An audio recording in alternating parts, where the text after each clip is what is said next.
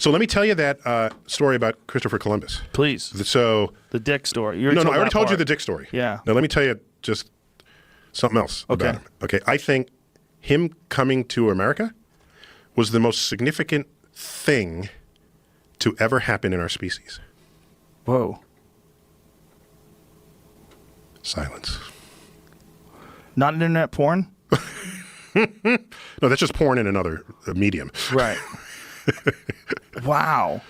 Yeah. So now watch. Okay. Here's how it worked. Right.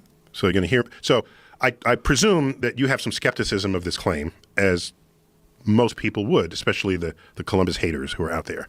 All right. I don't really have any skepticism about it, to be honest with you. Okay. So let me describe to you why I think this is true. Okay. And then you can tell me whether you agree or not. All right. We are hunter-gatherers. We haven't settled down yet, early humans. And we're basically wandering. We're following the herds. All right. And then the Ice Age hits. Well, what is an Ice Age? An Ice Age means it is so cold that when the moisture evaporates from the oceans, goes to the clouds go over the land, it doesn't rain, it snows. And the snow falls, and then it stays. So the water that had lifted up from the ocean does not return to the ocean. It accumulates on the land. And this accumulation, when it's significant and sustained, we call glaciers. Glaciers is not itself a snowfall. It is compressed snow that's basically changed state into this ice river that flows very slowly back to the ocean. But the oceans are getting drained faster than they're getting replenished. So during the Ice Age, the ocean levels dropped, exposing the Bering Strait land bridge between Asia and what is now Alaska, basically North America. Our ancestors who come out of Africa go into Europe. Some stayed, others kept wandering. Some stayed low above the Mediterranean, others went high. They populate Asia. They keep walking because there's a land bridge there. They don't even know it's a bridge, it's just more land. So they walk, and they enter North America. And from there, that's kind of the only way you can go is south at that point. The weather gets a little better. The Ice Age ends.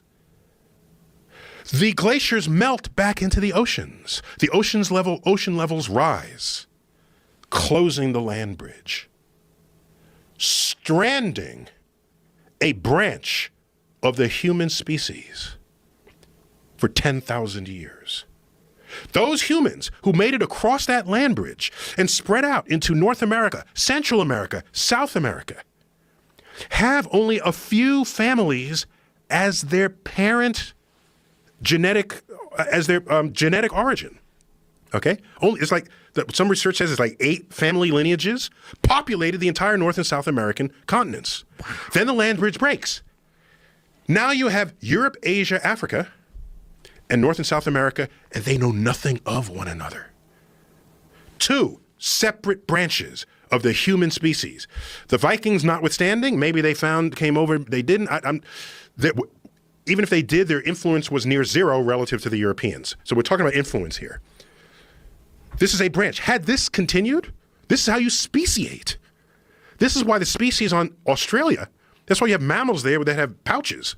All right? No other mammals do that. They split off and they evolved their own way. Okay.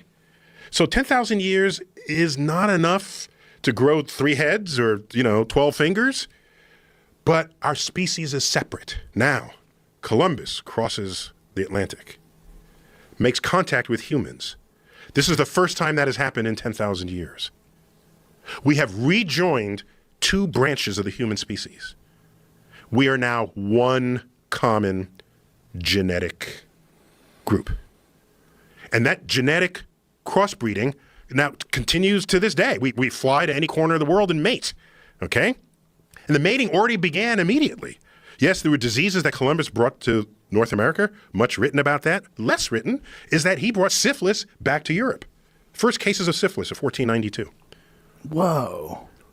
And then it skyrocketed. They got syphilis from the Native Americans? Yes. What, did they have no problem with it? Well, I don't know the details of how the physiology of the natives dealt with that, or whether it mutated. I don't, and there may be people who know that. I'm not among them. That's fascinating. But just look at the graph of reported syphilis cases in Europe. It all began in 1492 when he came back. Whoa. So what I'm saying is, this was a hugely significant event, the rejoining of the branches of the human species.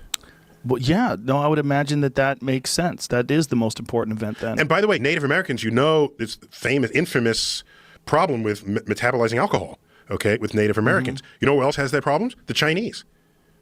They do? Yes. Really? Yes. Yes. So it's an Asian issue. Well, so who stayed in...